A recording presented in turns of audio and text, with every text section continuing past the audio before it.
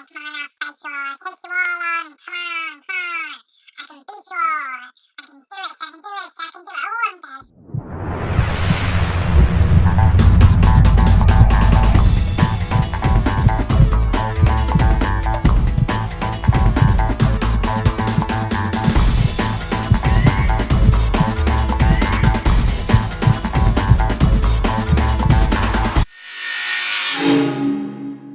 Hello again and welcome to another episode of GameHammer. Today again I don't have a box to show you because it's a digital download, it's Desktop Dungeons, and it's one of those games where you're not expected to play the whole thing through and complete a storyline in a couple of hours. It's one of those games that's designed specifically for you to dip in and have a bit of fun for like 5 or 10 minutes, maybe half an hour if you want to play that long, and then dip back out. It's a bit like Solitaire, only role-playing instead. Now you start out with a ragtag bunch of misfits. You've been thrown out of other kingdoms, or you're just travelling or whatever. You get ambushed by monsters and end up having to solve all the problems of this little group because for some reason they've decided that you're going to be their leader.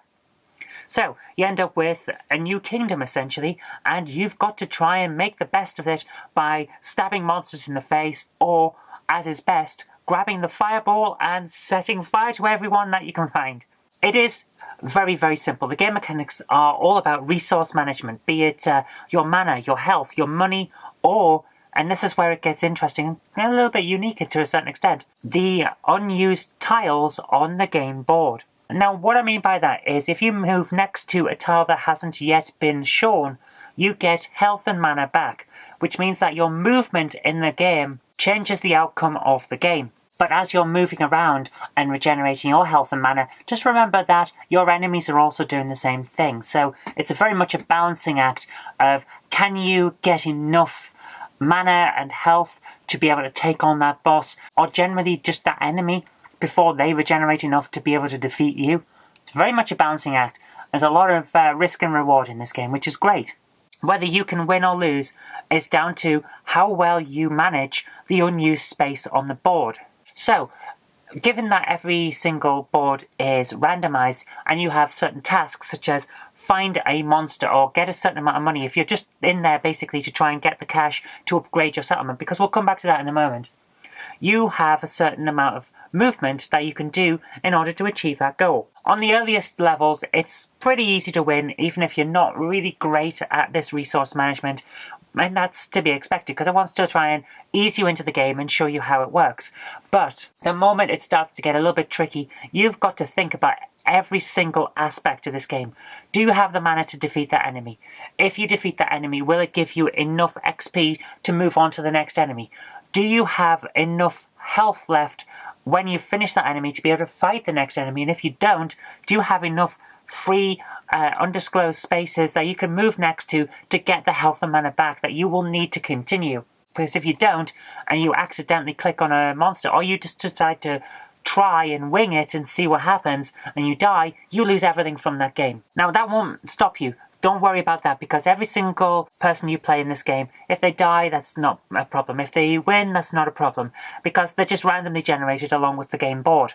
And you go back to your settlement, you get another person, you go in and try again. Don't worry about it. Like I said, it's designed for you to drop in and drop out. You win, you get on to the next stage, and it's got more areas with the chance to unlock new races or unlock new classes or build a bigger part of your settlement, which gives you extra abilities. The ability to take items with you into the dungeon, which makes the game easier sometimes, but they all cost gold. If you haven't got the gold, you can't do it. It's all about resource management. It's a very intricate game, but it's very simple as well.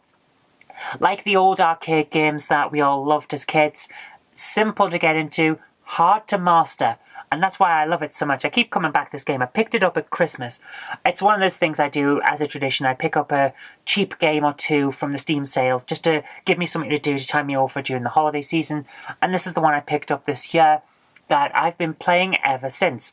I love it. It's fantastic. So much fun. The graphics are very simple. It works on a wide range of computers. I've got it on my laptop. I've got it on my desktop. Just fun to play. And you can't get enough of it once you start playing, because it is the one that you'll come to. Like, I've got 10 minutes, I haven't got anything to do. I'll play a level on Desktop Dungeons. That's what it's for. And it's really good fun.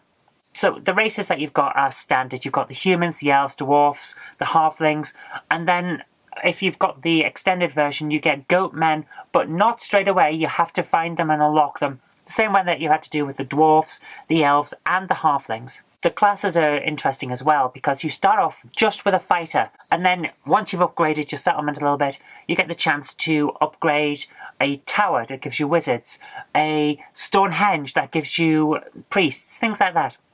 And then once those are there, you can upgrade them. So the wizards become sorcerers, the fighters can become berserkers, things like that. It's all, each stage builds onto the next. It's quite intricate, like I say, and it's a lot of fun. I highly recommend it. Give it a try. It's fairly cheap, and if it's not fairly cheap by your standards, then wait for it to come up on a sale, because it comes up on a sale pretty regularly. But give it a try because I think you'll like it. Anyway, that's all we've got time for today, so thank you very much for watching. I hope you liked this, and if you did, remember to click that like button, share it with your friends so that they'll know a good game when they see it, and do subscribe for future videos because there will be more in the future. But until next time, I've been Kirk-Robinson, you've been watching GameHammer on the Knob Mouse channel, and I'll see you later. Today's video is brought to you by my graphic novels, The Collected Life of Knobty Mouse, Volume 1, All Over the House, Volume 1, and All Over the House, Volume 2. Thank you.